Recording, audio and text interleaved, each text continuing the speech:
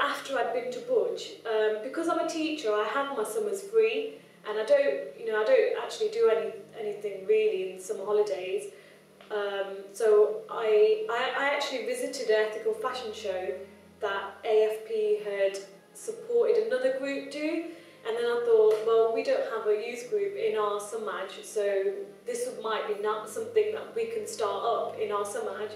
So I got in touch with some people my age at the Samaj and said, I've been to this show, would you like to do this with the kids in our Samaj? And they wanted to do it, so then myself and a few others, we got together, contacted some parents who we knew had young kids, and we said, we're going to put on this workshop over the summer holidays, would they be interested? And we got quite a few kids that were interested, and that's where that came about. And then since then, that group of young people that we've been working with, it's increased, so the number of people have increased, and the parents were really happy, that their kids had done something productive over the summer. They'd been to fun and interesting workshops, that they had, not only had they learned about ethical fashion, they'd actually built, their communication skills, they'd built their confidence because they put on a show for the public, they'd made new friends, they'd learned a range of skills, so the parents of them young people were really, really pleased as well. I've always been ambitious throughout my life, and I've always wanted to better myself. So when I got a job at a big accountancy firm, I was very happy with that. I worked hard, I've moved up through the company. It's been challenging. Secondly, on a personal level, I'd say was running 2 10K. I'd say finishing that was a really great personal achievement, and doing it twice was great.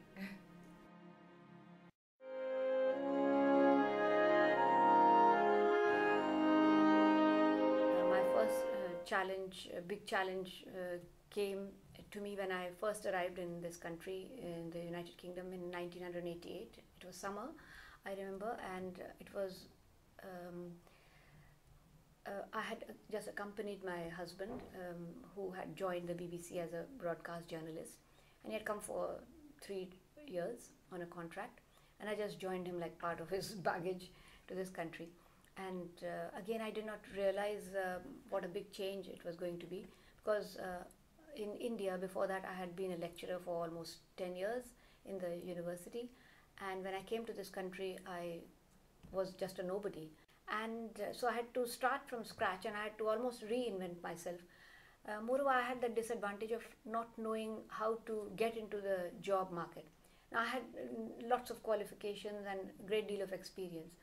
But when I applied for a job, I did not know that I had to tailor my application to the job requirements. This was something which I had not had to deal with while I was in India.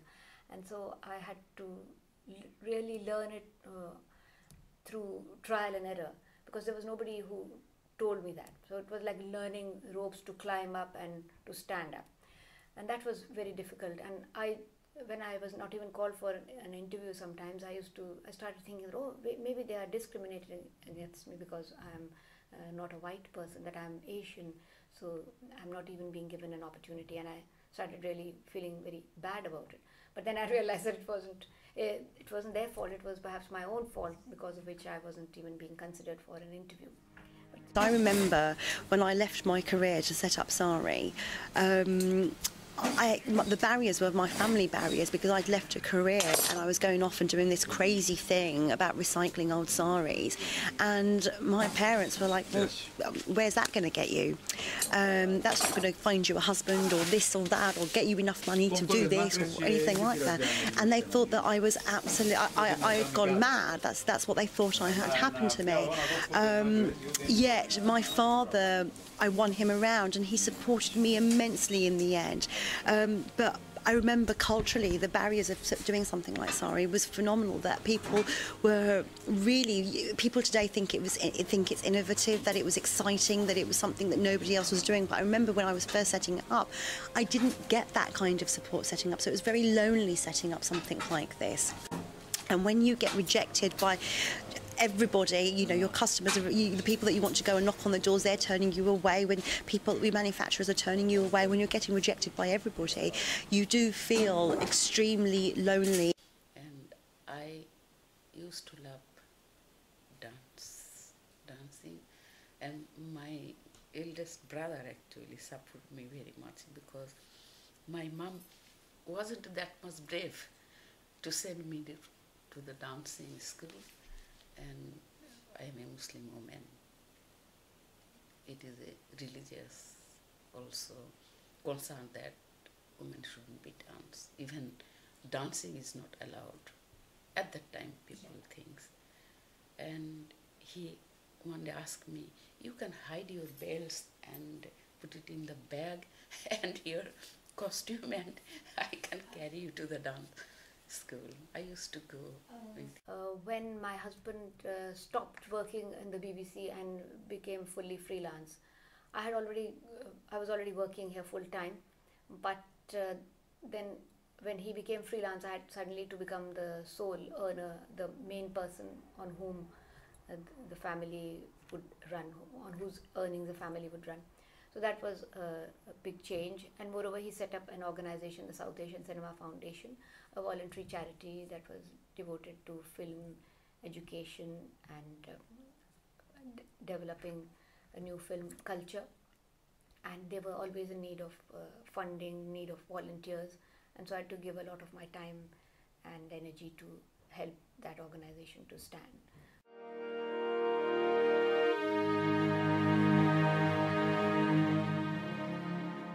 Historically, I think Asian women have always been brought up to be good wives, good daughter-in-laws, and that's, I guess, is still instilled in us now, although things have changed quite a bit.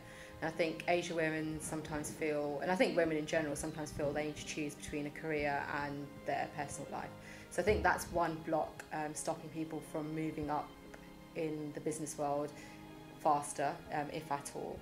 I guess another block generally is, I think it's quite difficult to move up in the business world if you're a woman, especially if you're an ethnic woman, and there's always a glass ceiling, so breaking through that glass ceiling has always been quite tough.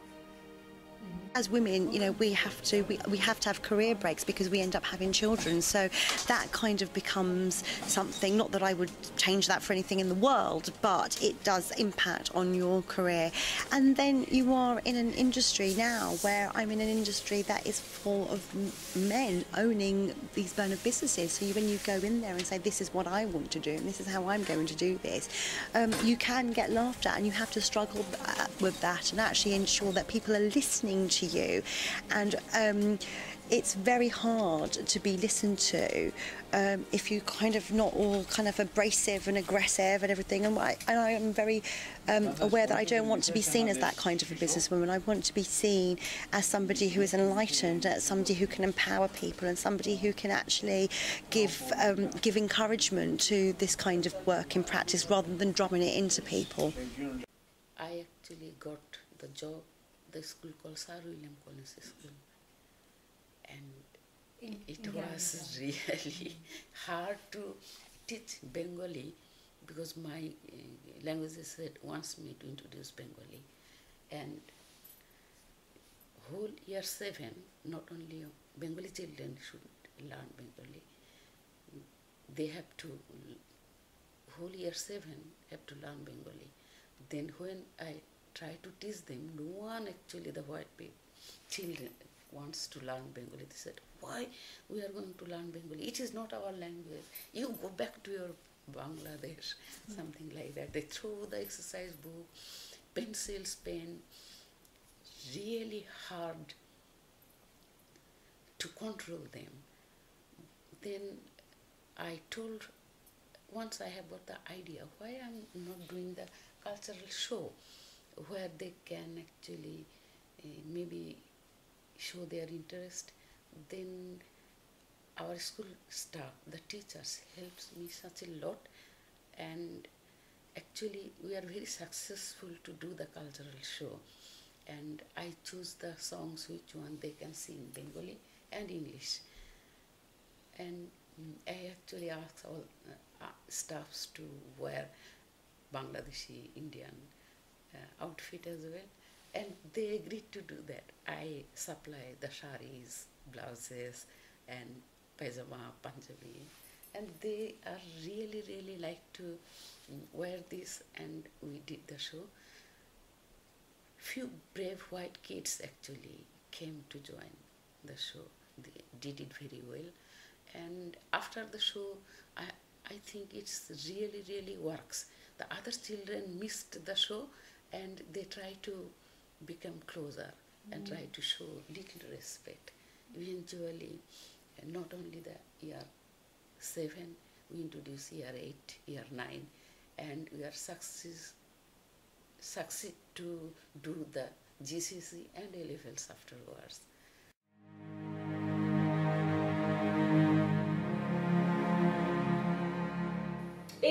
At my current school, there's a high proportion of Bengali Muslim students, and a lot of their parents are they don't know English very well.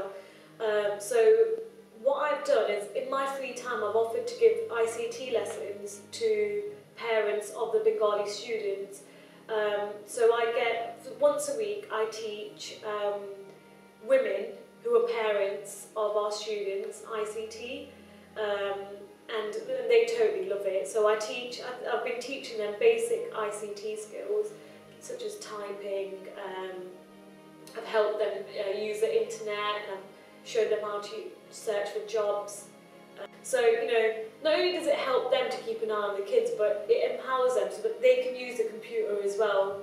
So it's been really good actually.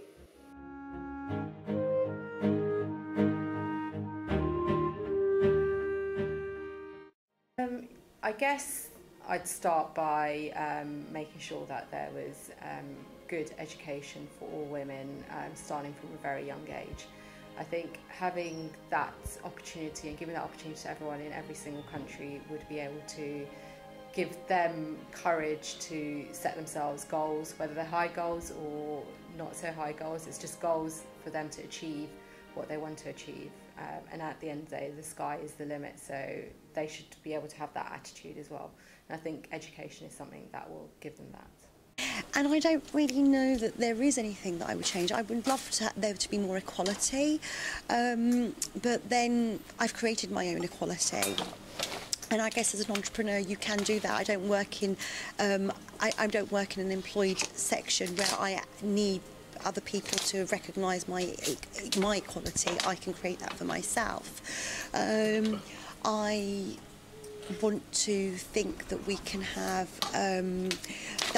it all, that we can have a great family life, that we can have a balance of life, that we can work and balance. But again, I've created that for myself because my business allows me to be able to have flexible working, to be able to go home and be with my children, and have a staff that is absolutely fantastically supportive around me, that carries on the work when I'm not here. So this is, this is something that I've created for myself, really.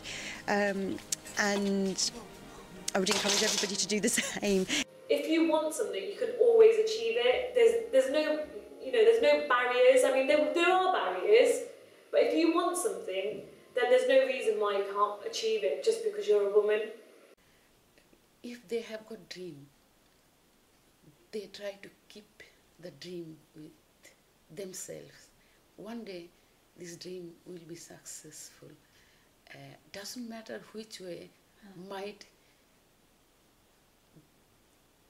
they can't realize, but anyway, any way, the dream will come true. खुद ही को कर बुलंद इतना कि हर तकदीर से पहले खुदा बंदे से खुद पूछे बता तेरी रज़ा क्या है. In other words, before every turn of twist and turn of fortune, have so much confidence that the Almighty will himself turn towards you and ask, what is your wish? What do you want? So that's the kind of self-confidence and power that we should feel so that we are able to rise to our fullest potential.